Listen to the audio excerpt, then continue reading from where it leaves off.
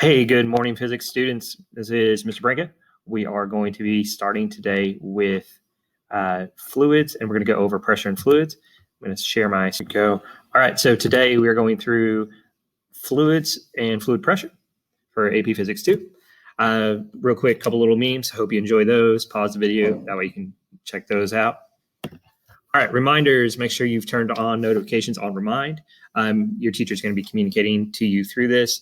Log into Canvas every day and complete your daily exit tickets so that you get credit for attendance. And then remember office hours, Monday, Wednesday, and Friday from 12:45 to 11:35. Learning objective for today, I can determine what factors affect the pressure on an object and calculate pressure by applying the correct pressure equation and physics concept. And then guiding question, how can I determine what factors affect pressure and calculate that pressure? Okay, so pressure is the amount of force exerted over a specific amount of area. So if you increase the amount of force, the amount of pressure increases. If you decrease the amount of force, it decreases. If you increase area, the amount of pressure decreases. The unit for it is pascals. And so if you have the same person stand in a pair of high heels and a pair of basketball shoes, which one do you think would apply more pressure and why? So pause the video, try that question out. We'll come back and talk about it. So they should exert more pressure in the high heel shoes. And the reason is the force is the same because it's the same person. But the area for the high heel shoes is much smaller. Therefore, you're getting a bigger amount of force. All right, so pressure is the same in every direction at a given depth. So on this one, same thing, pause the video, read through the question, and try this one out. And really read that last question. Are all points at the same depth? So go ahead and pause. All right, so the arrow that has the greatest amount of pressure is going to be the bottom arrow because it's at a lower depth. The one with the least amount of pressure is going to be the top arrow, and then the two side arrows are equal because they are at the same depth. All right, so pressure question, pause it here, read through it, and then come up with what your answer is, and then we'll go over that here in a second. Okay, answer. The way to think through this is start with what the question was and what happened. So if we look at the question, it said that the same force and the area now gets smaller. So if the area gets smaller, the pressure will have to increase because pressure and area have an inverse relationship. So that should help you lose a couple of wrong answers. And then when you work through it, what I would go do is make up numbers for your initial force and initial area. So I just used 1 and 1, which equaled 1. They said the force stayed the same, but the area got cut in half.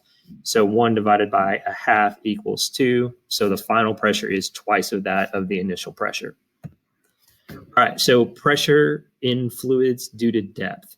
Okay, so the formula for pressure is rho, which is density times gravity times height. Got those laid out there for you.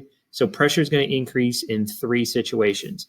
If the fluid has a greater density, if you are at a greater depth, or if you're on a planet that has a higher acceleration of gravity. And then the key concept for this we're going to talk about as we go through this is the shape of the container is not a factor in determining pressure.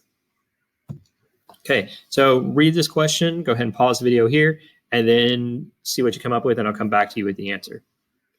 Okay, where's the pressure the greatest? Well, it would be the greatest at all 3 of those locations. So A, B, C, and D would all be equal because they're at the same depth, same acceleration of gravity, and same fluid. So they're all the same.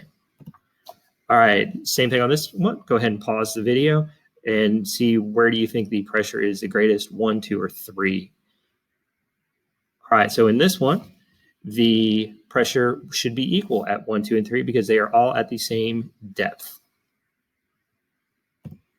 All right, same thing here. I would be careful on this one though. I want you to rank them from greatest to least in terms of pressure. So pause the video here and do that. All right, we're back. So greatest pressure is going to be number 3. And here's the reason why. It has mercury on top of it, so that means it has a greater density of fluid on top of it, and it's at it'll have it has the same depth, but more density than 1 or 2. So 3 is going to be your biggest. 1 and 2 would be equal because they're the same depth, same acceleration of gravity, and the same density.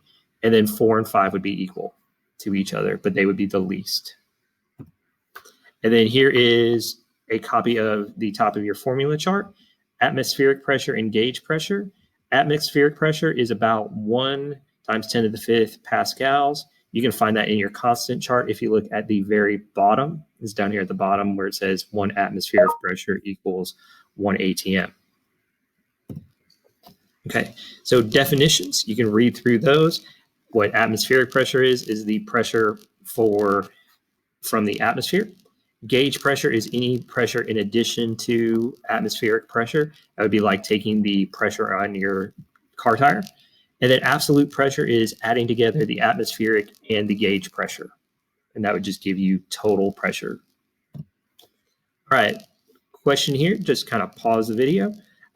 Go ahead and work through that one and see what you come up with. All right, now that you've paused and come back, here is the answer to this one and how to work through it. Add the atmospheric pressure to the gauge pressure. Add those together, you should get 615 kilopascals. All right, finishing class today, make sure you submit your exit ticket and begin working on today's assignment. Y'all have a really good day, and if you have questions, please come by for office hours. Thank you very much.